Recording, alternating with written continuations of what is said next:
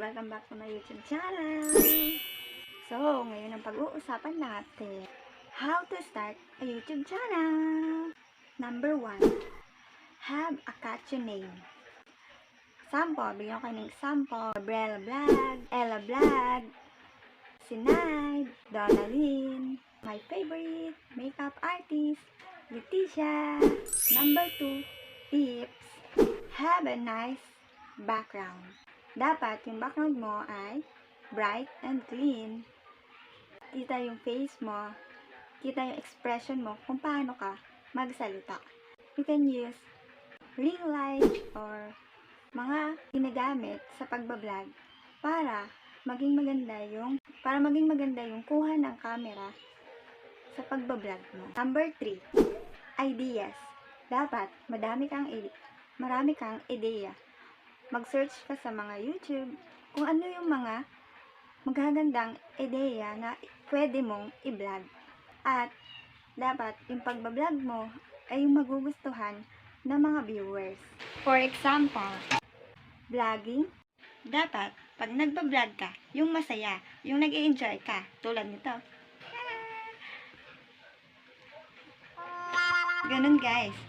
Yung wala kang galit sa puso. Reviews, informative contents. Number 4, dapat meron kang camera. Of course, lahat naman tayo merong camera. Pwede naman tayo gumamit ng mga ordinary camera.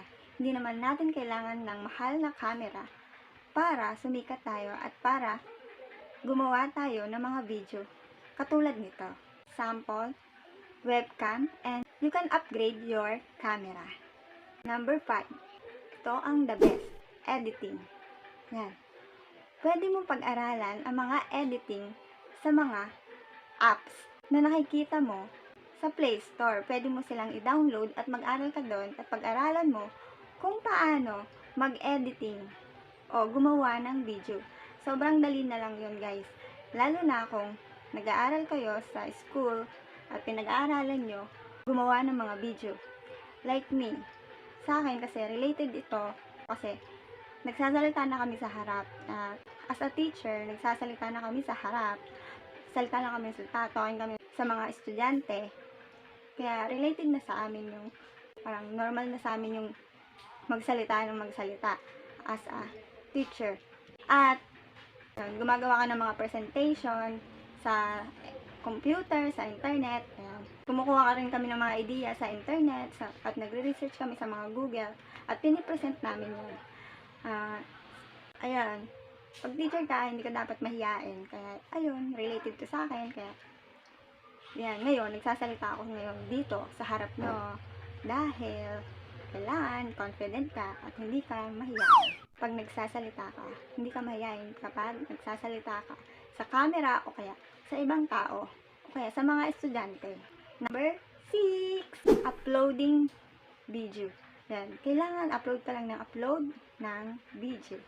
Dapat masipag tayo mag-upload. Sample, yung title and tags niya. Kailangan maayos yung titles, maayos yung tags. Dapat yung mga titles mo, yung talagang matatandaan ng tao at magugustuhan ng mga viewers. Custom thumbnail. Ito, ang number 1 na dapat pag-aralan natin, yung thumbnail. Dapat maganda yung thumbnail natin at pag-aralan natin kung paano magugustuhan ng tao. Mag-edit tayo at mag-research tayo ng mga apps na magpapaganda ng thumbnail natin. Number 7, how to grow your channel. Paano nga ba mag-grow ang channel mo? Mag-grow ang channel mo kapag pinupost mo to sa social media or Facebook. Share with your friends, share with your family and relatives. Yan. Paalam mo sa kanila yung mga ginagawa mong video para mapanood nila. It's okay kung pangit. Kasi hindi pa naman tayo sikat. Ang mahalaga doon ay makuha natin yung 1K subscriber at 4,000 watch hour. Number 8, never give up. Number 8, never give up. Sample, be patient. Yun. Kailangan mahaba yung pasensya natin sa paggawa ng video, sa pag-edit ng video, at sa pag-upload ng mga video. Kasi hindi naman tayo agad sisikat sa isang video lang. kailangan masipag tayo mag-upload ng video. And try new things. Yan. Mag-explore ka, mag-aral ka, at mag-level up ka. So next time, maganda na. Ayun, maganda ka na rin. Maganda na din. Yan. Next time, maganda na yung expression mo, maganda na yung pag-deliver mo ng mga lessons, ng mga tips. Yan. Kung tingin mo may kulang sa unang video mo, kailangan sa susunod, pagandahin mo na. Perfect na at nag-level up ka na. At yun lang guys. Sana may natutunan kayo. Enjoy! Enjoy uploading your video and enjoy sa paggawa ng channel. Bye!